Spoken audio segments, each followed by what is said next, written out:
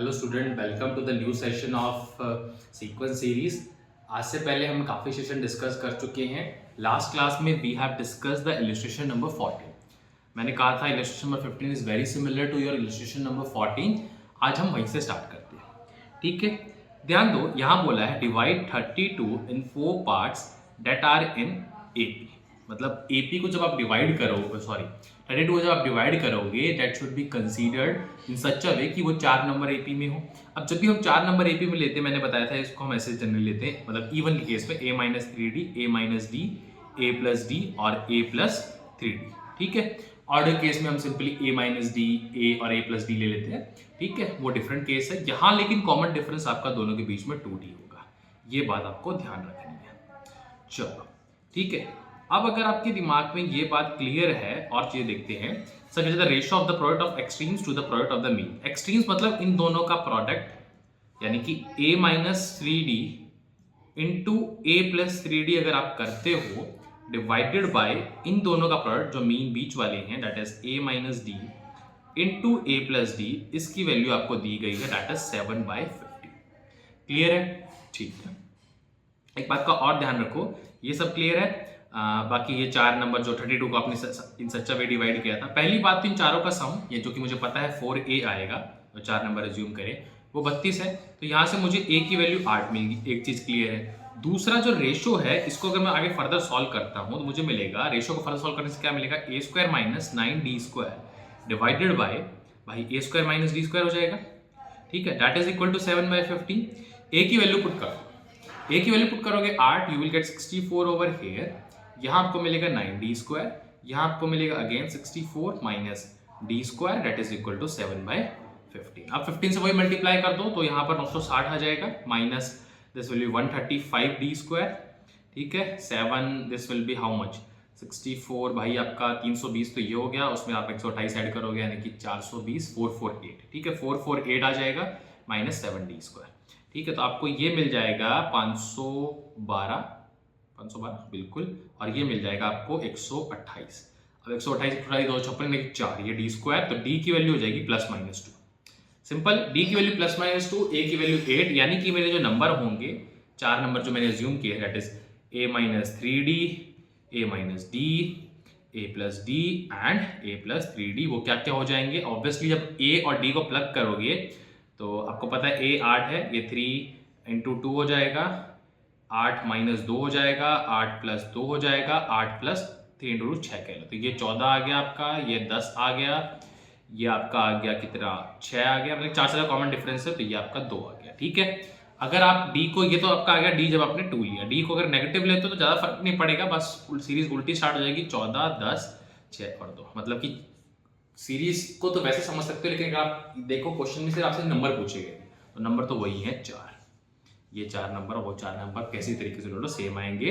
तो यानी कि 32 एक ऐसा नंबर था जिसको अगर हम 2, 6, 10, 14 में डिवाइड करते हैं तो वो एपी में बनता है। साथ साथ में जो एक कंडीशन दी गई थी ये वाली, एक second, let me just take it थोड़ा सा यहाँ पे, हाँ, जो कंडीशन दी गई थी कि एक्सट्रीमिटीज के जो एंड का रेशो है, मतलब उनका प्रोडक्ट का रेशो डिवाइड बाय जो मीन के प्रोडक्ट का रेशो है, दैट शुड बी 7/15, तो उसको सेटिस्फाई करके हमने ये निकाला, ठीक है।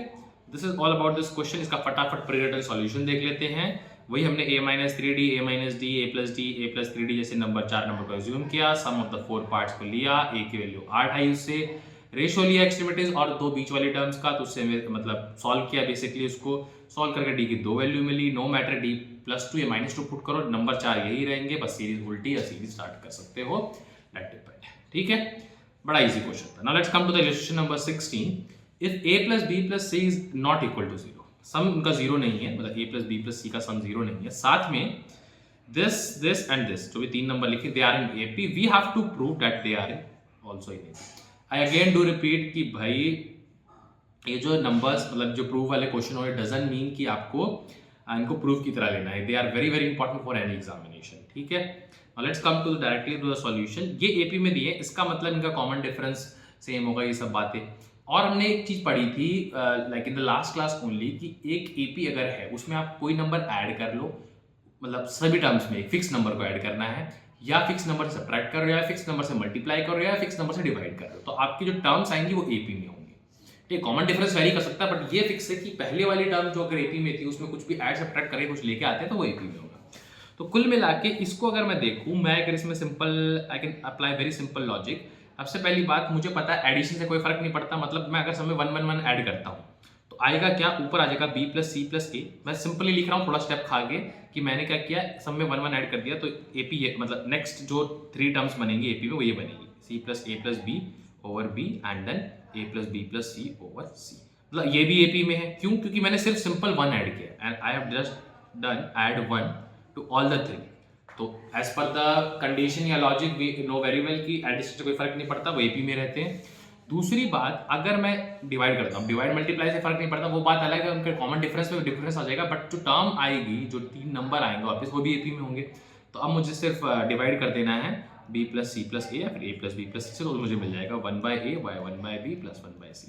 तो मैंने सिर्फ किया क्या, सिंपल एक कांस्टेंट नंबर से सभी टर्म्स को मल्टीप्लाई, डिवाइड या फिर ऐड, इनका ही यूज किया है, और हम ऑलरेडी पढ़ चुके हैं। We can do like this in the last class, तो it means you can this. अगर आप इसको थ्योरेटिकल में भी लिखते हो, ऐसा समझने की तरीके से बता देता हूँ, तो वहां पर ब्रैकेट में ये लिखोगे कि we know that by adding from a constant number to all the terms in AP does not affect the AP as such, मतलब ऐसे तो मत बोलो, it does not affect the sequence, the sequence will remain AP. ठीक है, बाकी चीजें में वेरी आ जाएगा, अब टर्म्स अलग हो चुकी हैं। ठीक है, कॉमन डिफरेंस वो बात अलग है कि जब आप एडिशन और डिफरेंस लेते हो सेम होता है, but in case of multiplication common difference उतने से ही मल्टीप्लाई या डिवाइड हो जाता है, वो एक अलग बात है। बट हाँ, मल्टीप्लाई भी और डिवाइड में भी ये बात ध्यान रखनी है कि एपी ही रहता है। ठीक है, तो ये बड़ा इजी क्वेश्चन था, कुछ ऐसा कुछ इसमें था नहीं, आपके कॉन्सेप्ट्स भी रिवाइज हुए।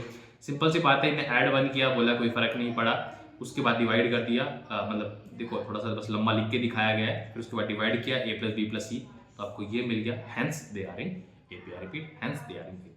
सिमिलरली ये क्वेश्चन है, if a plus this this this करके लिखा है, मतलब अभी भी इसमें भी अगर मैं आपको बताऊं, क्योंकि इसका फॉलो अप क्वेश्चन है, सेम तिकड़मबाजी लगेगी भाई, इसमें भी कुछ ऐसा ही करना पड़ेगा, एडिशन, सब्ट्रैक्शन, मल्टीप्लिकेशन, कुछ अलग मल्टीप्लाई या डिवाइड या कुछ अच्छा थोड़ा सोचना पड़ सकता है as compare to the previous question, but same मतलब अप्रोच सेम है, कुछ ऐड करो, सब्ट्रैक्ट करो, मल्टीप्लाई करो और प्रूव करो कि भाई A B C A P में। पिछली बार मैं उल्टा प्रूव कर रहा था, मतलब मल्टीप्लाई कर कुरा के हमें लास्ट में ऐसा कुछ लेके आना है, कुछ अलग नहीं करना, मतलब फिक्स टर्म है, ऐसा नहीं कि किसी को आप बी से मल्टीप्लाई करो, किसी को ए से मल्टीप्लाई करो, भाई ये नहीं कर सकते आप, समझ रहे हो। कांस्टेंट से मल्टीप्लाई करते हो, रूल्स के अकॉर्डिंग चल सकते हो, उस रूल के बिहाफ पे आपको बस ये प्रूव कर देना।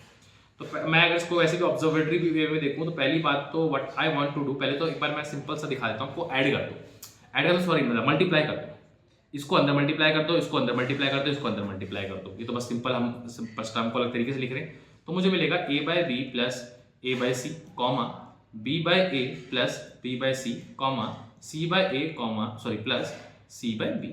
सब में 1 1 ऐड कर दो, 1 ऐड करें या फिर कुछ और, 1 ऐड कर दो, इट विल बी बेटर। ठीक है, 1 ऐड करोगे, 1 ऐड कर दो, इसमें 1 ऐड कर दो, इसमें 1 ऐड कर दो, 1 ऐड कर दो, मतलब कि अभी जो पहले टाइम तुमने उठाई उसमें 1 ऐड किया, यानी कि अभी भी एपी में ही रहेंगे। नीचे आ जाएगा बी सी, ऊपर आ जाएगा आपका obviously a c plus a B plus B c, fine.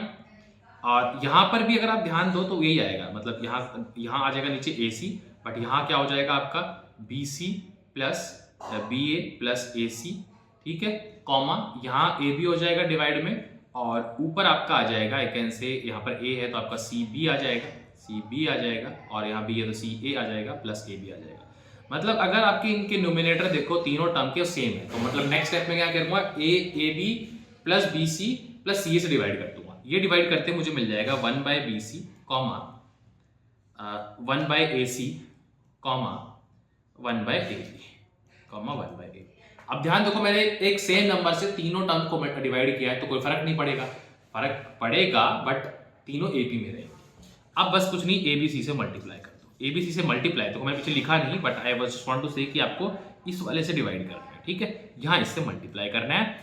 Obviously आपको जब मल्टीप्लाई करोगे तो आपको यहाँ ए मिलेगा, यहाँ बी मिलेगा और यहाँ आपको सी मिलेगा। तो hence you have proved that a b c are in AP. ठीक है, कोई मैंने अलग तिकड़मबाजी नहीं लगाई, आउट ऑफ द रूल जाके कोई अप्रोच नहीं लगाई, समझ रहे हो। आउट ऑफ द रूल जाके अप्रोच लगाने का मतलब होता है कि आई विल बी डूइंग कि भाई जैसे कि मैं किसी को ए से मल्टीप्लाई करूँगा, किसी को बी से, वो थोड़ी एप्लीकेबल है, उससे थोड़ी अप्रूव कर पाओगे एपी में है नहीं। बट ऐसा कुछ करके सेम नंबर से मल्टीप्लाई डिवाइड करके यू कैन इजीली प्रूव। कुछ और प्रूव करना होता है कि कॉमन डिफरेंस भी सेम तो कुछ अलग भी अप्रोच होती है, फिर उसमें यहाँ के भी रूल रिस्ट्रिक्ट हो जाएंगे, आप मल्टीप्लाई वगैरह ऐसा नहीं कर पाओगे। ऐसा कर मैं आपको बताऊँ, थोड़ा सा मैं यहाँ पर एक्सप्लेनेशन ले लेता हूँ। अगर आपके पास कोई भी 3 टर्म है, जैसे ए बी सी लेके चलो, आप इसमें कोई भी अल्फा ऐड करते हो, यानी कि अल्फा ऐड किया या सब्ट्रैक्ट भी लगा लो, प्लस माइनस अल्फा एक कांस्टेंट नंबर से। अगर आप ध्यान से देखो तो एपी में तो फर्क नहीं पड़ रहा, एपी रहेगी तो पहले हम समझ चुके हैं। दूसरे का कॉमन डिफरेंस में फर्क नहीं पड़ रहा, तो एडिशन सब्ट्रैक्शन से वो नहीं होता। लेकिन अगर आप मल्टीप्लाई भी करते हो, जैसे कि अल्फा ए, अल्फा बी, अल्फा सी, अभी भी कॉमन डिफरेंस सेम ही है आपका। बट अगर सॉरी कॉमन डिफरेंस नहीं, अभी भी एपी ही है। या फिर अगर डिवाइड भी किया A by alpha, B by alpha plus C by alpha, but इस केस में एक फर्क ये आ गया कि पहले अगर सपोज इसका कॉमन डिफरेंस डी था तो इसमें अल्फा टाइम्स डी हो जाएगा, इसमें डी बाय अल्फा हो जाएगा, और बट इन दोनों केस में एडिशन सब्ट्रैक्शन में डी रहता है। तो ये भी एडिशन चीज है, आपको दिमाग में एज सच होता है ना कि वैसे तो क्लियर है ही, मतलब होता है कि सेल्फ एक्सप्लेनेटरी चीज है, but I must tell you कि इसको एक तरीके से दिमाग में एक बार इम्बाइब करके भी रखो, याद करके भी रखो कि ए बी सी अगर 3 नंबर है या कोई भी सीरीज है, बड़ी भी सीरीज है, मतलब A1, A2, A3, A5 लंबी सीरीज, अगर सेम नंबर से ऐड सब्ट्रैक्ट कर रहे हो AP ही रहेगी। और खास बात कि कॉमन डिफरेंस भी सेम, यानी कि अगर पहले वाले का D था तो इसका भी D रहेगा।